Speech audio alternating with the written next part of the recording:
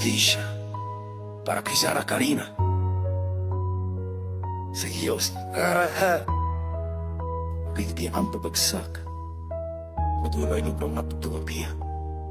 13 taon ka pa lang, mga pangarap mo tumatakbo sa malawak at parang ngunit gabing iyon nating madilim ang lahat. Walang saksi, di ka na muling nakabalik. Sabi nila, ikaw raw ay nadapa, ngunit totoo ba iyon sa realidad? Nang ang batok mo ipinipit, katawan ay walang buhay, at sa kaliwang paa mo'y dumaloy ang tahimik na dugo. Walang sigaw, walang liwanag, bumagsak ka sa dilim ng paghihirap.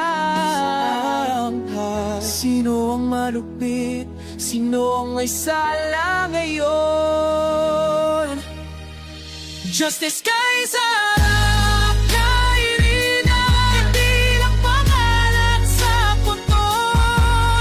Luha ng inay naging apoy, tayo'y babangon para sa tunay na katarungan. Justice kay Sarah Karina, sa langit ng sabana, saksi sa sugat.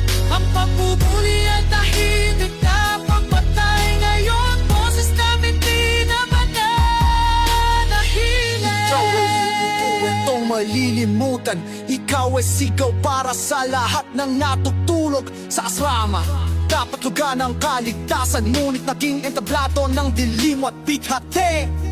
Ka napatuwid, kaliway na kalupot, uloy na kalaylay, katawan may natihaya. Nasaan ang guro, nasaan ang warden, nasaan tinig na si Zari iniwan? Kami rin ay mga anang tataaran lang, hindi kami mga nitang pinipigaw. Huwag niyo mikubli ang katotohanan, kami humihingi ng katarungan. Justice kay Sarah Karina, di na pangalan sa puton.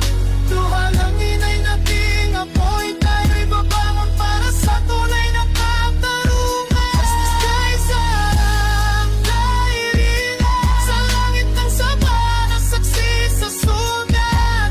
Ang pambubuhay ay tahimik na papatay ngayon, boses namin di na